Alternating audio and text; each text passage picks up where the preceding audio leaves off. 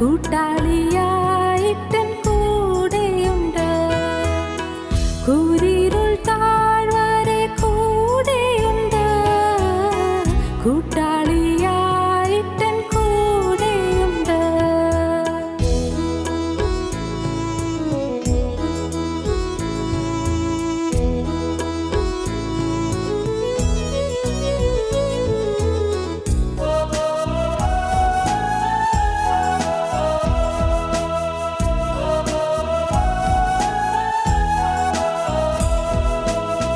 ഭയപ്പെടേണ്ട, ഞാൻ കൂടെയുണ്ട്.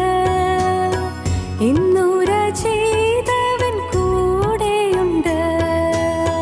ഭയപ്പെടേണ്ട, ഞാൻ കൂടെയുണ്ട്.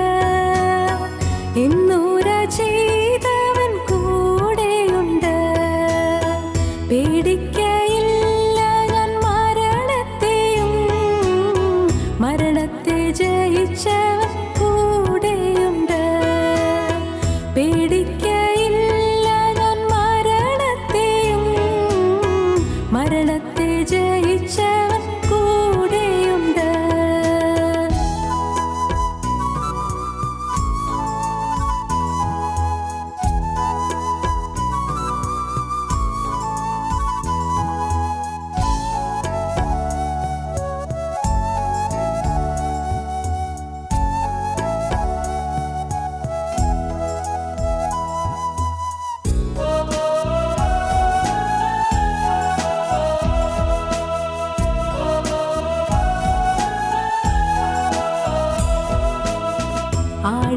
ആഴിയിന്നാഴത്തിൽ കൂടെയുണ്ട്.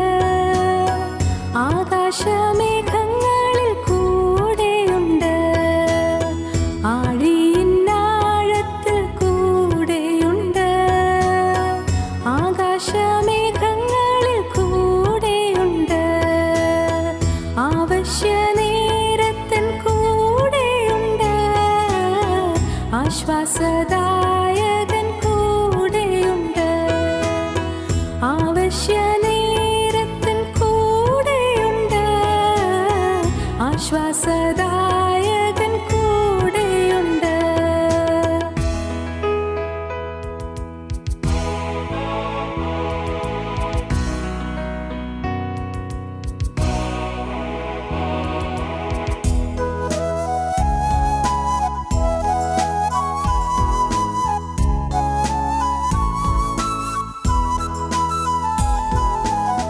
വെള്ളത്തിൽ കൂടി ഞാൻ കടന്നിടിലും വെള്ളമെൻ്റെ മേൽ കവിയുകില്ല. വെള്ളത്തിൽ കൂടി ഞാൻ കടന്നിടിലും വെള്ളമെൻ്റെ മേൽ കവിയുകില്ല. വെന്തുപോകില്ല ഞാൻ തീയിൽ നടന്നാൽ എൻ താതൻ എന്നോട് കൂടെയുണ്ട്. വെന്തുപോകില്ല ഞാൻ തീയിൽ നടന്നാൽ എൻ താതൻ എന്നോട് കൂടെയുണ്ട്.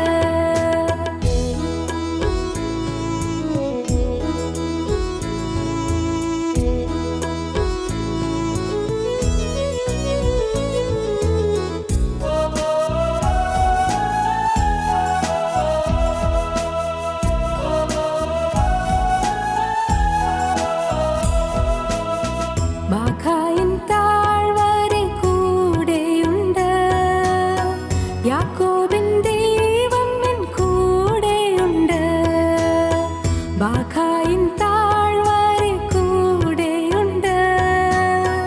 യാക്കോബിൻ ദൈവം എൻ കൂടെയുണ്ട്. രോഗക്കിടക്കയിലും കൂടെയുണ്ട്. ലോകാന്ത്യത്തോളം എൻ കൂടെയുണ്ട്. രോഗക്കിടക്കയിലും കൂടെയുണ്ട്. ലോകാന്ത്യത്തോളം എൻ കൂടെയുണ്ട്. കൂടെയുണ്ടേശു എൻ കൂടെയുണ്ട്. കൂട്ടിനവൻ എന്നും കൂടെയുണ്ട്. കൂടെയുണ്ടേശു എൻ കൂടെയുണ്ട്. കൂട്ടിനവൻ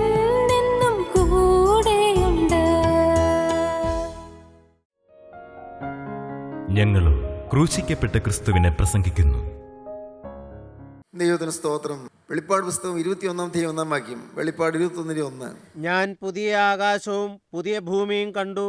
ഒന്നാമത്തെ ആകാശവും ഒന്നാമത്തെ ഭൂമിയും ഒഴിഞ്ഞുപോയി, സമുദ്രവും ഇനിയില്ല. പുതിയ യെരൂശലേം എന്ന വിശുദ്ധ നഗരം ഭർത്താവിനായി അലങ്കരിച്ചിട്ടുള്ള മണവാട്ടിയെപ്പോലെ ഒരുങ്ങി സ്വർഗത്തിൽ നിന്ന് ദൈവസന്നിധിയിൽ നിന്ന് തന്നെ ഇറങ്ങുന്നത് ഞാൻ കണ്ടു. ഞാൻ പുതിയ ആകാശവും പുതിയ ഭൂമിയും കണ്ടു. ദൈവത്തിന് സ്തോത്രം. പുതിയ ആകാശവും പുതിയ ഭൂമിയും കണ്ടു. എല്ലാം കണ്ടാലും ഞാൻ സകലവും പുതുതാക്കുന്നു. യഹോവ കണ്ടാലും ഞാൻ സകലവും പുതുതാക്കുന്നു. അതാണ് നമ്മുടെ ചിന്താ വിഷയം. കഴിഞ്ഞ 2-3 പ്രാവശ്യങ്ങളിലായിട്ട് പുതിയ ഹൃദയം, പുതിയ സൃഷ്ടി, പുതിയ മനുഷ്യൻ, പുതിയ ആത്മാവ്, 4 കാര്യങ്ങൾ കഴിഞ്ഞ പ്രാവശ്യങ്ങളിലായി ചിന്തിച്ചു. സകലവും പുതുതാക്കുന്നതിനാണ് ദൈവം. സകലവും പുതുതാക്കും, നമ്മയും പുതുതാക്കും. നിങ്ങൾ വിശ്വസിക്കൂ?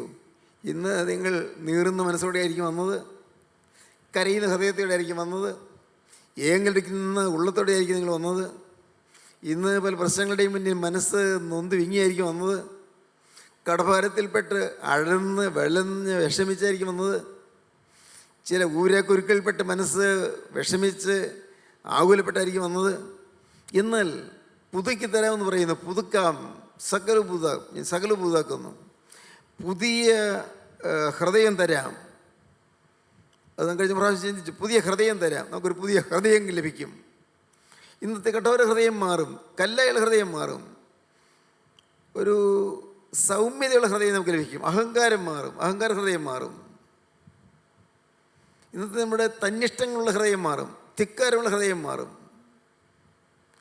ഇല്ലേ? നമുക്ക് ചിലർക്കൊക്കെ ഒരു തനിക്ക് താൻ പോരുമയില്ലേ, ഒരു സെൽഫ് സഫിഷ്യൻസി ഇല്ലേ? ഞാനൊക്കെ ആയിരുന്നു എഴുതിക്കൊള്ളാം, അതിന് ഞാൻ മതി.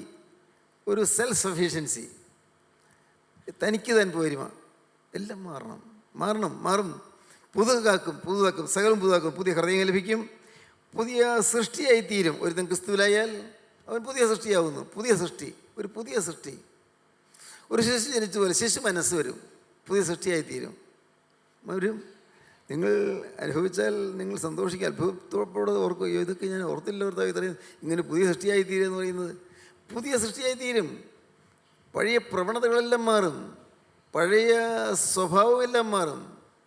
പഴയ സ്വഭാവം എപ്പോഴും ചുണ്ടിപ്പിടിക്കുന്ന സ്വഭാവം, എപ്പോഴും മരിച്ചപ്പെടുന്ന സ്വഭാവം, എപ്പോഴും ആഘോഷി പിടിക്കുന്ന സ്വഭാവം, എപ്പോഴും ഭാര്യയോട് കൽപ്പിക്കുന്ന സ്വഭാവം, എപ്പോഴും പിള്ളേരോട് വഴക്കടിക്കുന്ന സ്വഭാവം, എപ്പോഴും മാതാപിതാക്കളെ ധിക്കരിക്കുന്ന സ്വഭാവം, മാതാപിതാക്കളെ അനുസരിക്കാത്ത സ്വഭാവം, എന്നുകൊണ്ട് എന്തെല്ലാം പഴയ സ്വഭാവം അതെല്ലാം മാറും.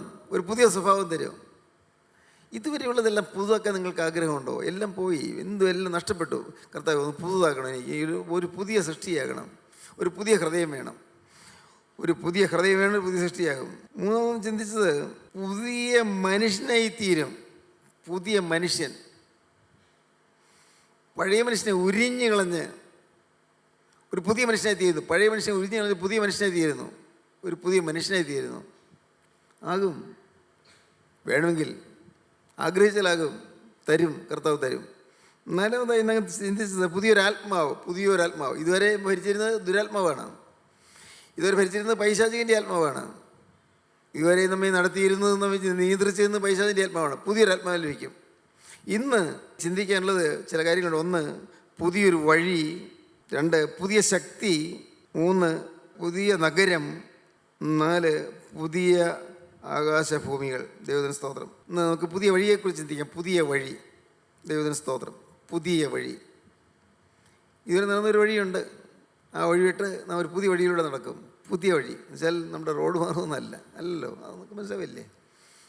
നമ്മുടെ റോഡോ നമ്മുടെ വീട്ടിലേക്ക് കടന്നു പോകുന്ന ഗേറ്റോ ഒന്നും മാറില്ല. പുതിയ വഴിയായിരിക്കും. പുതിയ വഴി. എന്തോ ഒരു പുതുമ എല്ലാ കാര്യങ്ങൾക്കും ഉണ്ട്. നമുക്കൊരു പുതുമയുടെ ശക്തി, പുതുമയുടെ ഒരു സുഖം, പുതുമ.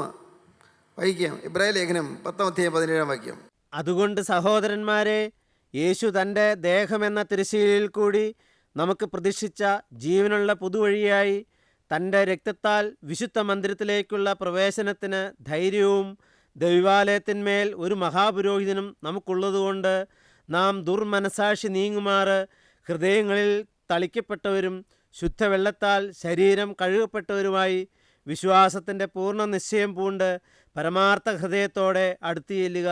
ദൈവത്തിന് സ്തോത്രം. അതുകൊണ്ട് സഹോദരന്മാരെ, യേശുവിൻ്റെ ദേഹമെന്ന തിരശ്ശീലയിൽ കൂടി നമുക്ക് പ്രതിഷ്ഠിച്ച ജീവനുള്ള പുതുവഴിയായി, ജീവനുള്ള പുതുവഴി ക്രിസ്തു പ്രതിഷ്ഠിച്ചത്, തൻ്റെ ശരീരം എന്ന തിരശ്ശീലയിൽ കൂടി നമുക്ക് പ്രതിഷ്ഠിച്ച പുതിയ ജീവനുള്ള പുതുവഴി, അങ്ങനെ അതിൽ കൂടി തൻ്റെ രക്തത്താൽ, ക്രിസ്തുവിൻ്റെ രക്തത്താൽ വിശുദ്ധ മന്ദിരത്തിലേക്കുള്ള പ്രവേശനത്തിന് ധൈര്യവും ദൈവാലയത്തിന്മേൽ ഒരു മഹാപുരോഹിതനും നമുക്കുള്ളതുകൊണ്ട് നാം ദുർമനസാക്ഷി നീങ്ങുമാറ് ഹൃദയങ്ങളിൽ തളിക്കപ്പെട്ടവരും ശുദ്ധവെള്ളത്താൽ ശരീരം കഴുകപ്പെട്ടവരുമായി വിശ്വാസത്തിൻ്റെ പൂർണ്ണ നിശ്ചയം കൊണ്ട് പരമാർത്ഥ ഹൃദയത്തോട് അടുത്തിയില്ലുക. നീണ്ടൊരു വാക്യമാണ്. യേശു തൻ്റെ ദേഹം തിരശ്ശീലയിൽ കൊണ്ട് പുതിയ വഴി സൃഷ്ടിച്ചു. ദേഹം തിരശ്ശീല, ആ തിരശ്ശീല കീറി വിശുദ്ധ സ്ഥലത്തേക്ക്, അതിവിശുദ്ധ സ്ഥലത്തേക്ക് കിടക്കാം നമുക്ക് എന്ന് പറഞ്ഞാൽ എന്താണ് അർത്ഥം? ക്രിസ്തുവിൻ്റെ തിരുഹൃദയം പിളർന്നു, ക്രിസ്തുവിൻ്റെ തിരുശരീരം പിളർന്നു. ആ പിളർന്ന തിരുവിലാവിൽ കൂടി ഏതൊരു ഭാവിക്കും അകത്തേക്ക് പ്രവേശിക്കാം. എങ്ങോട്ട്? ദൈവാലയത്തിലേക്ക്. ഈ ഭൂമിയിലെ കാണുന്ന ദൈവാലയമല്ല, സ്വർഗീയ ദൈവാലയത്തിലേക്ക്, നിത്യനായ ദൈവത്തിൻ്റെ വിശുദ്ധ മന്ദിരത്തിലേക്ക് പ്രവേശിക്കാം. പ്രിയപ്പെട്ടവരെ, അത് ഇന്ന് നാം ജീവിക്കുന്ന ഈ ഭൂമിയിൽ ജീവിച്ചു വയ്ക്കുന്ന ഈ കാലത്ത് തന്നെ സാധിക്കേണ്ടതാണ്. ഇവിടെ വെച്ച് ഈ ഭൂമിയിൽ ജീവിക്കുന്ന കാലത്ത് തന്നെ സമ്പാദിച്ചു വയ്ക്കണം. ആ ജീവനുള്ള പുതുവഴിയിൽ കൂടി നമുക്ക് പ്രവേശിക്കണം, അകത്തേക്ക് പ്രവേശിക്കണം. ജീവനുള്ളൊരു പുതുവഴി. ദൈവത്തിന് സ്തോത്രം. ജീവനുള്ള പുതിയ വഴി ക്രിസ്തുവിൻ്റെ ശരീരത്തിൽ കൂടിയാണ് പുതുവഴി. ശരീരം കീറിയതിൽ കൂടി, ആ തിരുമുറിവുകളിൽ കൂടി ഒരു പുതുവഴി സൃഷ്ടിച്ചു. ആ രക്തത്താൽ നാം തള്ളിക്കപ്പെട്ടവരായി തീർന്നു, നാം വിശുദ്ധരായി തീരുന്നു. സ്തോത്രം. നാം ഭാവികളാണ്, സദൈവ ഭാവികളാണ്. ഞാൻ പറയുന്നത് നിങ്ങൾക്ക് മനസ്സിലാകുന്നുണ്ടോ? നാം സദൈവ ഭാവികളാണ്. ഇന്ന് സ്വതേ നമുക്ക് നന്മയൊന്നുമില്ല, നന്മയെന്ന് പറയാനൊന്നുമില്ല. പക്ഷേ നാം ക്രിസ്തുവിൻ്റെ തിരക്തത്താൽ നാം കഴുകപ്പെട്ടവരായി തീരുമ്പോൾ ആ പുതുവഴിയിലൂടെ നമുക്ക് പ്രവേശനം കിട്ടും. അതോ ദൈവ മന്ദിരത്തിലേക്കുള്ള പ്രവേശനം കിട്ടും, സ്വർഗീയ മഹോന്നത സ്ഥാനത്തേക്ക് പ്രവേശനം കിട്ടും. നമുക്കുള്ള മഹാപുരോഹിതൻ നമ്മുടെ ബലഹീനതകളിൽ സഹതാപം കാണിപ്പാൻ കഴിയാത്തവനല്ല. പാവമൊഴിയെ സകലത്തിലും നമുക്ക് തുല്യമായി പരീക്ഷിക്കപ്പെട്ടവനത്രയും നമുക്കുള്ളത്. അതുകൊണ്ട് കരുണ ലഭിക്കുവാനും തത്സമയത്ത് സഹായത്തിനുള്ള കൃപ പ്രാപിപ്പാനുമായി നാം ധൈര്യത്തോടെ കൃപാസനത്തിനടുത്ത് ചെല്ലുക. ധൈര്യത്തോടെ ചെല്ലാം. ആർക്ക് ചെല്ലാം? കൊടും ക്രൂര പദവിക്കും എൻ്റെ പാവം വിട്ടുപേക്ഷിച്ച് അനുതാപത്തോടെ കടന്നു ചെല്ലാം. ഈ പുതുവഴി സൃഷ്ടിച്ചിരിക്കുകയാണ്, പുതിയൊരു വഴി സൃഷ്ടിച്ചു. ഇതുവരെയും ആ വഴിയെ ആർക്കും പോകാവുന്നതായിരുന്നില്ല. അത് വിശുദ്ധ വഴിയാണ്.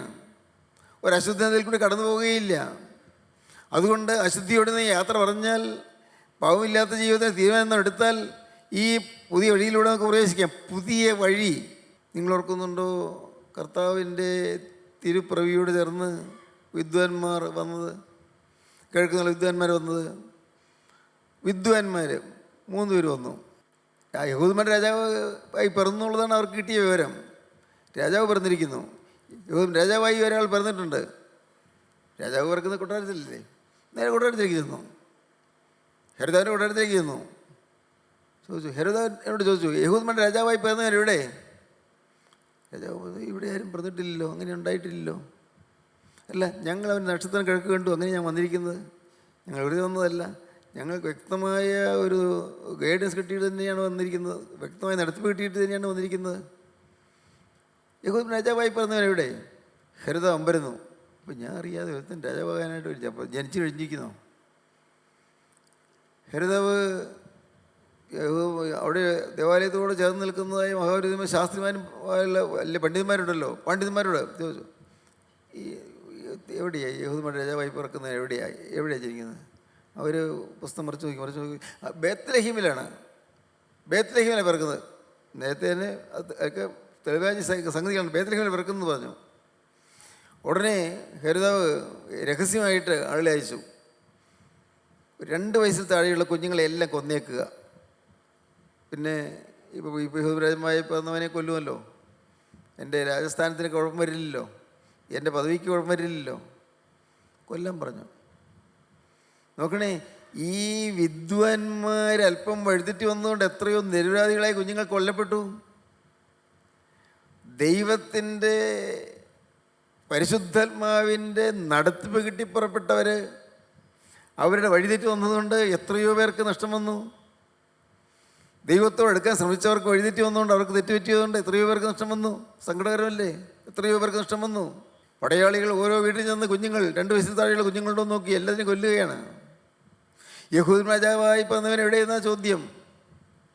അങ്ങനെ ഒരുത്തനുണ്ടെങ്കിൽ അവനെ കൊന്നുകളയണമെന്നാണ് ഹെരോദാവിൻ്റെ ഉദ്ദേശം, രാജാവിൻ്റെ ഉദ്ദേശം. രാജാവോട് പറഞ്ഞു, ഞാൻ അന്വേഷിക്കട്ടെ, നിങ്ങൾ കാര്യം ചെയ്യുക, നിങ്ങൾ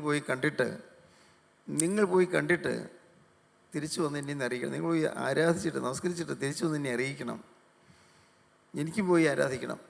പച്ചക്കള്ളമല്ലേ, തന്ത്രമല്ലേ, കൊല്ലം പറഞ്ഞാൽ പറയുന്നത്. നിങ്ങൾ പോയി അന്വേഷിച്ചിട്ട് എനിക്കും പോയി ആരാധിക്കണം. പക്ഷേ അവർക്ക് സ്വർഗീയമായ ഒരു ദർശനം കിട്ടി. പരിശുദ്ധാത്മാവ് അവരോട് പറഞ്ഞു, ഇനി ആ വഴിയെ പോരണ്ട, ഇങ്ങോട്ട് തിരിച്ചു പോരണ്ട. അവർ വേറെ വഴിയായി പോയി. സ്തോത്രം. ക്രിസ്തുവിൻ്റെ തിരുപ്പിറവിയിലേക്ക് അടുത്താൽ വേറെ വഴിയായി പോകും. ക്രിസ്തുവിൻ്റെ പാദം ചുംബിച്ചാൽ വേറെ വഴിയായി പോകും, വഴിമാറും. വളരെ ദയനീയമായൊരു ചുറ്റുപാടിലായിരുന്നല്ലോ ഞാൻ ചെറുപ്പകാലത്ത്. സ്കൂളിൽ പഠിച്ചതും ഒക്കെ എല്ലാം വളരെ ദയനീയമായ ചുറ്റുപാട്. 17-ാമത്തെ വയസ്സിൽ യേശുവിൻ്റെ വചനം കേട്ടപ്പോൾ വഴിമാറി. അതുവരെ വേണ്ടതിനൊന്നും പോയിട്ടില്ല കേട്ടോ. ഭാഗ്യം ഒരു കാരണം വേണ്ടതിന് എന്താണെന്ന് അറിയാൻ പാടില്ലായിരുന്നു. അതാണ് ഭാഗ്യവശാൽ. അങ്ങനെ ഒരു കൃപയിലാ കർത്താവ് എന്നെ നിർത്തിയത്. അതിനകത്ത് കൂട്ടുകെട്ടൊന്നും ഉണ്ടായിരുന്നില്ല, വേണ്ടാത്ത ദുശ്ശീലങ്ങൾ പഠിപ്പിക്കാൻ ആരും ഉണ്ടായിരുന്നില്ല. ഒരൊറ്റപ്പെട്ട പാവം ചെറുപ്പക്കാരൻ, ഒരു ഒറ്റപ്പെട്ട എന്ന് പറഞ്ഞാൽ ശുദ്ധ കൺട്രി എന്ന് വേണമെങ്കിൽ പറയാം. ശുദ്ധ കൺട്രി, പരിഷ്കാരമൊന്നുമില്ല. ഞങ്ങളുടെ നാട് ആ കാലത്തൊക്കെ പരിഷ്കാരം ഉണ്ടായിരുന്നില്ല, തീരെ പരിഷ്കാരമില്ലായിരുന്നു. മുഴുവൻ കാടും പടലും വനവും എല്ലാം കുറ്റിക്കാടുകളും, മലയെല്ലാം പാടത്തെ കൃഷിക്ക് ചവറ് മുറിക്കാനായിട്ടിരുന്ന മലകൾ. വേറെ ഉദ്ദേശമൊന്നും ഉണ്ടായിരുന്നില്ല. പിന്നെ അവിടെ കശുമാവ് ഉണ്ടായിരുന്നുകൊണ്ട് അതിൽ നിന്ന് കശുവണ്ടി കിട്ടും നാട്ടിലൊരിക്കൽ. ഇങ്ങനെ മലയുണ്ടായിരുന്നു, കുറേയേറെ സ്ഥലമുണ്ടായിരുന്നു. ആ കാലങ്ങളിൽ എന്തുകൊണ്ടോ എൻ്റെ ഹൃദയം നീറിക്കൊണ്ടിരുന്നപ്പോൾ, ഇനി അപ്പനില്ലല്ലോ എന്നുള്ള ദുഃഖത്തിൽ വലഞ്ഞുകൊണ്ടിരുന്നപ്പോൾ, എൻ്റെ അന്തർമുഖത്വ നിമിത്തം, എൻ്റെ നിരാശ നിമിത്തം, അപകർഷതാബോധ നിമിത്തം തളർന്നവനായി ഞാൻ ഇരുന്നപ്പോൾ, സ്തോത്രം, ഒരു ദിവസം വചനം കേട്ടപ്പോൾ വഴിമാറി. ക്രിസ്തുവിനെ കണ്ടെത്തി. ഈ വിദ്വാൻമാർ അവർ ക്രിസ്തുവിനെ കണ്ടെത്തി, ക്രിസ്തുവിനെ നമസ്കരിച്ചു. മൂരും കുന്തിരിക്കവും പൊന്നും കാഴ്ചവെച്ചു. പൊന്നും മൂരും കുന്തിരിക്കവും കാഴ്ചവെച്ചു, കാഴ്ചവസ്തുക്കൾ. അവർക്ക് മനസ്സിലായി, ഈ കേവലം കീറ്റുശീലയിൽ കിടക്കുന്ന ഈ ശിശു രാജാധിരാജാവാണെന്ന് മനസ്സിലായി, സാക്ഷാൽ ദൈവമാണെന്ന് മനസ്സിലായി, ഇവൻ സാക്ഷാൽ പ്രവാചകനാണെന്ന് മനസ്സിലായി. അതുകൊണ്ട് മൂര് കാഴ്ചവെച്ചു. ഇവൻ സാക്ഷാൽ പുരോഹിതനാണെന്ന് മനസ്സിലായി, അതുകൊണ്ട് കുന്തിരിക്കം കാഴ്ചവെച്ചു. ഇവൻ സാക്ഷാൽ രാജാവാണെന്ന് മനസ്സിലായി, അതുകൊണ്ട് പൊന്ന് കാഴ്ചവെച്ചു. വിദ്വാൻമാർ അവർക്ക് മനസ്സിലായി, ഇതാരാണ് ഈ കിടക്കുന്നതെന്ന്. കേവലം ആരോരുമില്ലാത്തൊരു ശിശുവിനെ പോലെ, തലയാക്കാൻ ഇടമില്ലാത്തതിനെ പോലെ, മേൽപ്പുരയില്ലാത്ത സ്ഥലത്ത് കിടന്ന് വെറും കൽടാവിൽ ജനിച്ച് പശുത്തൊട്ടിൽ കിടത്തിയ ഈ ശിശു സാധാരണക്കാരനല്ല, പ്രവാചകനാണ്, പുരോഹിതനാണ്, രാജാവാണെന്നവർക്ക് മനസ്സിലായി, വിദ്വാൻമാർക്ക് മനസ്സിലായി. അവൻ മടങ്ങി കഴിഞ്ഞപ്പോൾ ഹെരോദാവിൻ്റെ അടുക്കലേക്ക് മടങ്ങിപ്പോയില്ല, വേറെ വഴിയായി പോയി. വേറെ പുതിയ വഴി. ദൈവമക്കളെ, നിങ്ങൾക്ക് പുതിയ വഴി തിരഞ്ഞെടുക്കാം. പുതിയ വഴി. ദൈവത്തിന് സ്തോത്രം. അനേകം പേര് പുതിയ വഴി തിരഞ്ഞെടുത്തവരുണ്ട്. ഞാൻ ഈ ആദ്യ അനുഭവത്തിലേക്ക് വരുമ്പോൾ ഞാൻ കണ്ട കുറച്ച് ശ്രേഷ്ഠരായ ദൈവമക്കളുണ്ട്. അവരെല്ലാം പുതിയ വഴി തിരഞ്ഞെടുത്തവരാണ്. ഞാൻ കണ്ടു അവരുടെ ജീവിതം. വലിയ വിദ്യാഭ്യാസമൊന്നും ഉണ്ടായിരുന്നില്ല, പക്ഷേ അവർക്ക് ആത്മാവുണ്ടായിരുന്നു, പരിശുദ്ധാത്മാവുണ്ടായിരുന്നു, വചനമുണ്ടായിരുന്നു. വചനത്തിൻ്റെ തീ എത്തിക്കൊണ്ടിരുന്നവരാണ് അവർ. അവരുമായി ഞാൻ സംസാരിക്കുമ്പോൾ ഞാൻ ആവേശം കൊണ്ടിരുന്നു. അവരെന്നോട് സംസാരിക്കുമ്പോൾ ഞാൻ കരഞ്ഞുകൊണ്ടിരുന്നു. വ്യക്തിപരമായിട്ട് സംസാരിച്ചുകൊണ്ടിരിക്കുമ്പോൾ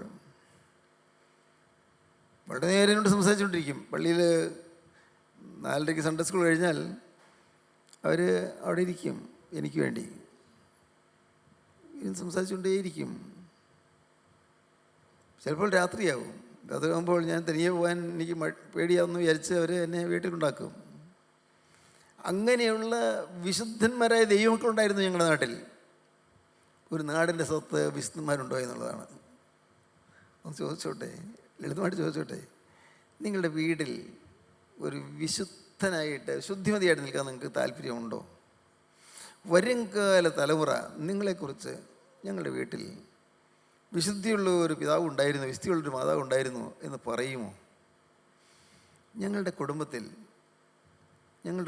വരുംകാലത്ത്, നിങ്ങൾ പറയാൻ വരുംകാലത്ത് കർത്താവിൻ്റെ അവർ താമസിക്കുന്നെങ്കിൽ വരുംകാലത്ത് നിങ്ങളുടെ മക്കളുടെ മക്കൾ അല്ല അവരുടെ മക്കൾ, ഞങ്ങളുടെ കുടുംബത്തിൽ പണ്ട് ഒരു വിശുദ്ധിയുള്ള പുരുഷൻ ഉണ്ടായിരുന്നു, ഒരു വിശുദ്ധിയുള്ള സ്ത്രീ ഉണ്ടായിരുന്നു, പറയാൻ പറ്റുമോ? വേണമെങ്കിൽ പറയിക്കണം. അത് നിങ്ങളുടെ ഒരു ചലഞ്ചായിട്ട്, നിങ്ങളുടെ ഒരു വെല്ലുവിളിയായിട്ട് നിങ്ങൾ എടുക്കണം. ഇത് ഞാൻ ചെയ്യും, ഇത് ഞാൻ ചെയ്തിരിക്കും, തീരുമാനിക്കൂ. പുതിയ വഴിയെ നടന്നാൽ വിശുദ്ധരായി തീരാം. വിശുദ്ധ വഴിയായി പുതിയ വഴി, പുതിയ വഴി, വിശുദ്ധിയുടെ ഒരു നാഷണൽ ഹൈവേ, വിശുദ്ധിയുടെ ഒരു ഹൈവേ ആയിട്ട് അതിൽ കൂടി നാം പോകണം. ദൈവത്തിന് സ്തോത്രം. വിശുദ്ധിയും ദൈവസ്നേഹവും കൈമുതലാക്കിക്കൊണ്ട് എൻ്റെ കർത്താവിന് സ്തോത്രം. ദൈവത്തിന് ഞാൻ മഹത്വം കരയറ്റട്ടെ. പ്രിയപ്പെട്ടവരെ, കർത്താവിന് സ്തോത്രം. ഇന്ന് നിങ്ങൾക്ക് പുതിയ വഴിയിലൂടെ പോകാൻ താല്പര്യമുണ്ടോ? സിംഹാസനത്തിലേക്ക് ഇതിനെ അരുളി ചെയ്തു, ഞാൻ സകലവും പുതുതാക്കുന്നു. കണ്ടാൽ ഞാൻ സകലവും പുതുതാക്കുന്നു. പുതിയ വഴിയിൽ കൂടെ നടത്തും, സകലവും പുതുതാക്കും. ഇതുവരെ നടന്ന വഴികൾ വിട്ടു, ഇതുവരെ പോയ വഴികൾ വിട്ടു. പുറമെയുള്ള വഴികൾ മാത്രമല്ല, പോയ മാർഗങ്ങളെല്ലാം. സ്കൂളിൽ നിങ്ങളുടെ കൂടെയുള്ള നിങ്ങളുടെ സഹപാഠികൾ ഒരു പുതിയ വഴിയിൽ കൂടി നടക്കുന്ന മനുഷ്യനാണ് നിങ്ങളെക്കുറിച്ച് പറയണം. Something special in him. അവൻ എന്തോ ചിന്ത പ്രത്യേകതയുണ്ടെന്ന് മറ്റു കുട്ടികൾക്ക് തോന്നണം. മക്കളെ, നിങ്ങളോട് ഞാൻ ചോദിക്കട്ടെ, നിങ്ങൾക്ക് ഒരു സൽപ്പേരുണ്ടാക്കാമോ? സ്കൂളിൽ സൽപ്പേരുണ്ടാക്കുക, സ്വന്തം അവൻ്റെ പ്രത്യേകതയുണ്ട് എന്ന് പറയത്തക്കവണ്ണം. നിങ്ങളുടെ കോളേജിൽ അല്ല, ഈവൻ നിങ്ങളുടെ ഓഫീസിൽ, നിങ്ങളുടെ ജോലി സ്ഥലത്ത് സംതിങ് സ്പെഷ്യൽ എന്തോ ഉണ്ട് കേട്ടോ. സാധാരണ അല്ല. I perceive this a holy man of God. ഇത് എന്തോ, ഇത് ദൈവത്തിൻ്റെ പുരുഷനാണ്. ഹോളി മാൻ ഓഫ് ഗോഡ്, ദൈവത്തിൻ്റെ പുരുഷനാണ്. I perceive that is a holy man of God. ദൈവത്തിൻ്റെ പുരുഷനാണെന്ന് എനിക്ക് തോന്നുന്നു. ദൈവത്തിന് വിശുദ്ധനായ ഒരു ദൈവപുരുഷൻ തോന്നുന്നു. പറയേണ്ടത് നിങ്ങളെക്കുറിച്ച് വിശുദ്ധ വഴിയിൽ കൂടി നടക്കാൻ തുടങ്ങുക. തെറ്റായ വഴിയിൽ വിട്ടുമാറുക, തെറ്റായ കൂട്ടുകെട്ടുകൾ വിട്ടു മാറുക, അശുദ്ധമായ കൂട്ടുകെട്ടുകൾ വിട്ടു മാറുക, അരുതാത്ത കൂട്ടുകെട്ടുകളെല്ലാം മാറുക, ബന്ധങ്ങളെല്ലാം മാറുക. അതും വളരെ വിനയത്തോടെ മാറുക, അല്ലാതെ നിങ്ങൾ വലിയ അഹങ്കാരികളായിട്ടല്ല. നിങ്ങൾ ഓരോരുത്തരും പുതിയ വഴിയിൽ കൂടി സഞ്ചരിക്കാനായി തീരട്ടെ. പുതിയ വഴി കണ്ടാൽ ഞാൻ സകലവും പുതുതാക്കുന്നു, ഞാൻ സകലവും പുതുതാക്കുന്നു, പുതിയ വഴി. സ്തോത്രം. പ്രിയപ്പെട്ടവരെ, നിങ്ങളെ നടത്തുന്ന ഒരു ആത്മാവുണ്ട്, പരിശുദ്ധാത്മാവ്. വിട്ടുകൊടുക്കൂ. നിങ്ങളുടെ ജീവിതം പരിശുദ്ധാത്മാവിനെ ഏൽപ്പിക്കൂ. കൊടുക്കൂ, അങ്ങോട്ട് മുഴുവൻ ജീവിതം അങ്ങോട്ട് ഏൽപ്പിച്ച് കൊടുക്കൂ. അതാവേ, നീ എൻ്റേതല്ല, ഞാൻ നിൻ്റേതാണ്. പറയാൻ പറ്റുമോ നിങ്ങൾക്ക്? യേശു, ഇനി ഞാൻ എൻ്റേതല്ല, ഇനി ഞാൻ നിൻ്റേതാണ്, നിൻ്റേത് മാത്രം. സ്വന്തം കാര്യപരിപാടിയില്ല, സ്വന്തം പദ്ധതിയില്ല, സ്വന്തം പ്ലാനില്ല, സ്വന്തം ആഗ്രഹമില്ല, സ്വന്തം ഇഷ്ടമില്ല, സ്വന്തം താല്പര്യങ്ങളില്ല. കർത്താവ് എല്ലാം, എവരിതിങ് എല്ലാം നിങ്ങളിലേക്ക് തന്നിരിക്കുന്നു. സ്തോത്രം. ദൈവത്തിന് സ്തോത്രം. എല്ലാം കർത്താവിലേക്ക് ഏൽപ്പിച്ചു കൊടുക്കാൻ പറ്റുമ്പോഴാണ് ആത്മാവ് നടത്തുന്നത്. ആത്മാവ് നടത്തും നിങ്ങളെ. നിങ്ങൾ നടത്തും, പരിശുദ്ധാത്മാവ് നടത്തും. നിങ്ങൾ ഭാഗ്യശാലികളായി തീരും. മക്കളെ, ഞങ്ങൾ പറയട്ടെ, നിങ്ങൾ ഭാഗ്യശാലികളാണ്. ജീവൻ്റെ വചനമാണ് നിങ്ങൾ കേൾക്കുന്നത്.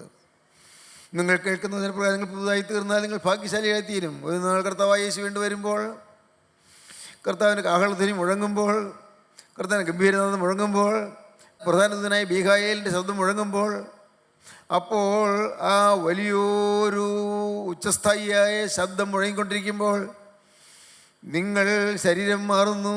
ഈ ശരീരത്തിരിക്കുമ്പോൾ ശരീരം മാറുന്നു, പെട്ടെന്ന് രൂപാന്തരപ്പെടുന്നു, പറക്കുന്നു. കുറേ പേരെ കാണാനില്ല. വിശുദ്ധ പത്രത്തിൽ കാണും, വലിയൊരു സംഭവം നടന്നിരിക്കുന്നു നമ്മുടെ നാട്ടിൽ കുറേ ആളുകളെ കാണാതായിരിക്കുന്നു. പെട്ടെന്നാണ് സംഭവിച്ചത്. ഒരു വലിയ ഭൂകമ്പം പോലെ എന്തോ തോന്നി, വലിയ ശബ്ദമെല്ലാം ഉണ്ടായി, വലിയ മുഴക്കമുണ്ടായി. കുറേ പേരെ കാണുന്നില്ല. എന്ത് സംഭവിച്ചത് അറിയാൻ പാടില്ല. ഡെഡ് ബോഡി കാണുന്നില്ല. എങ്ങോട്ട് പോയി? ശരീരം മാറിപ്പോയി. ശരീരം രൂപാന്തരപ്പെട്ടു, അവർ പറന്നു. ഈ ശരീരം മണ്ണിലേക്ക് ആകർഷണമുള്ള ഈ ശരീരം അത് വിട്ടു വിണ്ണിലേക്ക് ആകർഷണമുള്ള ആത്മീയ ശരീരം പ്രാപിച്ചു. അങ്ങ് പറന്ന് പറന്ന് ഉല്ലസിക്കുന്നു, അങ്ങ് പറക്കുന്നു. പരിശുദ്ധാത്മാവിൻ്റെ തേരിൽ പറന്നുയരുന്നു. പരിശുദ്ധാത്മാവിൻ്റെ സ്തുതിയുടെ തേരിൽ പറന്നുയരുന്നു. ആ പരിശുദ്ധാത്മാ തേരിൽ പറന്നുയരുന്ന വിശുദ്ധന്മാർ, അവർ വിശുദ്ധന്മാർ മാത്രമേ പറന്നുയരുള്ളൂ, അല്ലാത്തവരെല്ലാം ഇവിടെ ഉപേക്ഷിക്കപ്പെടും. അന്ന് രണ്ടുപേർ കിടക്കയിലായിരിക്കും, രണ്ടുപേർ കിടക്കയിലായിരിക്കും, ഒരുത്തിനെ കൈക്കൊള്ളും, മറ്റവനെ ഉപേക്ഷിക്കും. രണ്ടുപേർ വയലിലായിരിക്കും, ഒരുത്തിനെ കൈക്കൊള്ളും, മറ്റവനെ ഉപേക്ഷിക്കും. രണ്ടുപേർ തിരിയിൽ പിടിച്ചുകൊണ്ടിരിക്കും, ഒരുത്തി ഉപേക്ഷിക്കും, മറ്റുള്ള സ്വീകരിക്കും. രണ്ടായി തിരിയും. ചിലർ ഭൂമിയിലുണ്ടായിരിക്കും, അവർ ഉപേക്ഷിക്കപ്പെട്ടു, മറ്റുള്ളവരോ പറന്നു പോകും. സ്നേഹിതരെ, നിങ്ങൾ പറന്നു പോകാൻ ഒരുങ്ങിയോ? എൻ്റെ ബഹുമാന്യ സ്നേഹിതരെ, നിങ്ങൾ ആകാശമേഘങ്ങളിലൂടെ പറന്നു പോകാൻ ഒരുങ്ങിയോ? രാജാതിരാജൻ്റെ സന്നിധിയിലേക്ക് ആത്മശരീരം പ്രാപിച്ച് പുതുശരീരം പ്രാപിച്ച് പറക്കാൻ ഒരുങ്ങിയോ? പുതിയ വഴിയിൽ കൂടി നിങ്ങൾ നയിച്ചുകൊണ്ട് പോകാൻ കർത്താവ് വരുന്നു. പുതിയ ആത്മാവ് നിങ്ങൾക്ക് തരുന്നു, പുതിയ ശക്തി നിങ്ങൾക്ക് തരുന്നു, പുതിയ കർമ്മ നിങ്ങൾക്ക് തരുന്നു, പുതിയ സൃഷ്ടിയാക്കി തീർക്കുന്നു, പുതിയ മനുഷ്യനാക്കി തീർക്കുന്നു, പുതിയ ഹൃദയം തരുന്നു. എല്ലാം കണ്ടാലും സകലവും പുതുതാക്കുന്നു. ഹല്ലേലൂയ, ഹല്ലേലൂയ.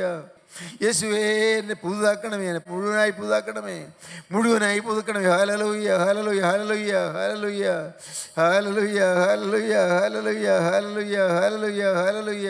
ജീവനുള്ള ദൈവമേ, കരുണയുള്ള കർത്താവേ, ഈ മക്കളെ ഇവിടെ നിന്ന് വാഴ്ത്തണമേ, ഈ മക്കളെ ഇവിടെ അനുഗ്രഹിക്കണമേ. നീറിപ്പോകുന്ന ഹൃദയങ്ങളിൽ ആശ്വാസം പകരണമേ. മനസ്സ് നൊന്തിരിക്കുന്നവർക്ക് സമാധാനം നൽകണമേ. കുടുംബസമാധാനം പോയവർക്ക് കുടുംബസമാധാനം നൽകണമേ. ഭാവിയെക്കുറിച്ച് ഇരുളടഞ്ഞ രീതിയിലിരിക്കുന്നവർക്ക് ഭാവി പ്രകാശമാനമാക്കി കൊടുക്കണമേ. അനുഗ്രഹം പകരണമേ, കാത്തുകൊള്ളണമേ. അവിടുത്തെ രണ്ടാമത്തെ വേണ്ടി ഒരുക്കണമേ. യേശു ക്രിസ്തുവിൻ്റെ രാജകീയ നാമത്തിൽ പ്രാർത്ഥിക്കുന്നവർക്ക് കേൾക്കണം പിതാവേ. ആമീൻ. ഹല്ലേലൂയ.